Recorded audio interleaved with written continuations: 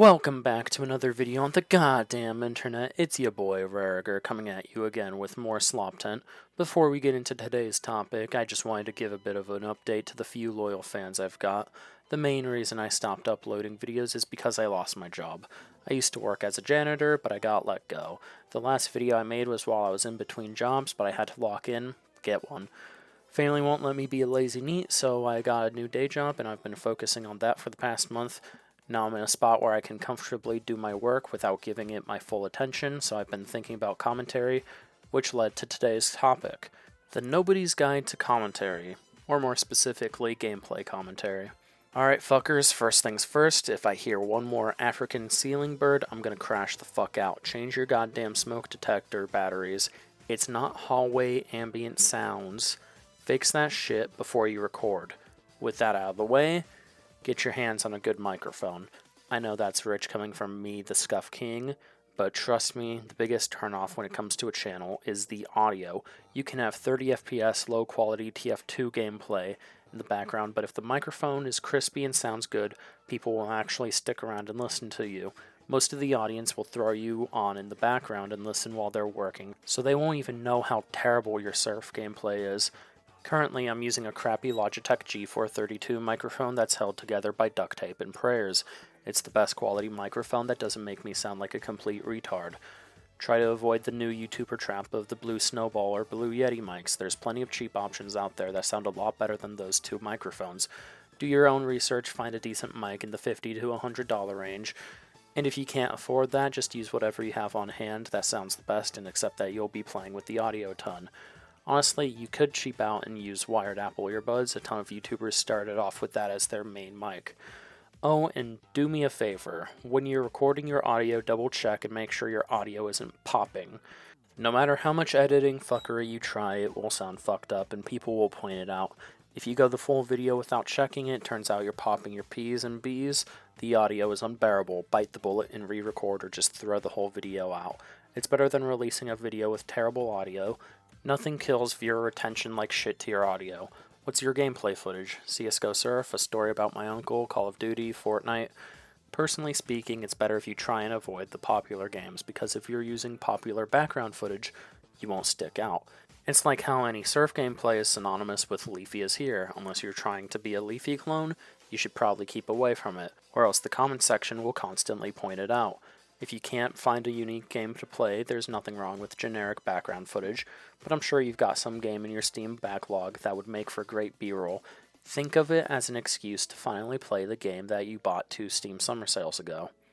Now here's the most important bit, the classic question of why the fuck are you doing this? If it's for money, you should just give up or pivot to a different type of channel. Most commentary channels stay small and irrelevant, or if you get noticed, it's because you did something retarded. If you aren't truly passionate, autistic, about commentary, people will tell you're a normie and will ignore you, and on the off chance that you get an audience, they'll be fickle. The majority of the audience is topic watchers. Think Jar Tent, Saberspark, Cleo Convoy, Ethan Hassan, Destiny, shit like that. They aren't there for you. If you're truly passionate about what you do, a portion of the audience will watch your dumbass talk about shit they couldn't care less about. But that doesn't happen if you're a topic commentary slop channel like Dumpy, Sensitive Society, or Cheeto. I actively watch 2 out of 3 of those channels, but I'll be real, I'm a topic watcher. If the slop tint doesn't hit right, I click off. Don't be a Jalen, be an Augie. Alright, now the part all of you actually care about, the actual commentary, and I'll be honest with you, aside from my scuffed audio and my lackluster editing, this is where I'd say my content is the weakest, but I'll try and give you some advice that took me from some monotone dipshit blatantly reading off a script to a shitter who sounds somewhat intelligible. Write a script or outline out, sit up straight, don't slouch, that makes your voice sound weaker than it is. Speak clear and concise, and if you get mushmouth, take a sip of water, re-record the line. Don't become apathetic while recording and burp into a microphone while you're reading Destiny's manifesto about Pixie. Totally not something I did. When it comes to actually creating your script, it's very easy to watch, let's say, Nicholas Diorio's coverage of the situation and create an 8-minute video summarizing what he said in his hour-long VOD. But if you do that, you seem like you're just a copycat who's regurgitating other people's points. Go out of your way, find the original videos, posts, read and watch them, form your own thoughts and opinions, write them out and watch more coverage. I'm not saying you should blindly follow the mob, but you shouldn't fly into a situation dick first trying to defend someone without reading the evidence and coming to a reasonable conclusion. A jar. When it comes to your first videos, expect them to be shitty, terrible, and cringy. You will regret making them. Your music will likely overpower your voice, you might misinterpret a screenshot and it contradicts what you're saying. Mistakes will be made. If they get pointed out, own up to it and try to fix it. If it's something in the editing, remember it for later and fix it. If you have a bad take or spread misinformation, apologize. There's no reason to double and triple down on a faulty point. All you're doing is making yourself look like a stubborn jackass.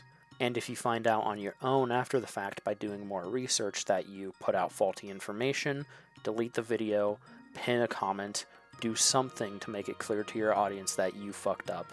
Hell, even bring it up in the next video. Whatever you do, make sure you get the proper information out there, and don't try to obfuscate the fact or make an excuse about, oh, money, this, that, the other. Fucking a Cheeto did that, and that was a situation. Go watch Lyric's coverage of it, or Nicholas Diorio's. He also did a good stream on it. With that said, the most important thing is to have fun with it. Everyone will tell you to try and stay consistent, stay on top of everything, and post as often as possible.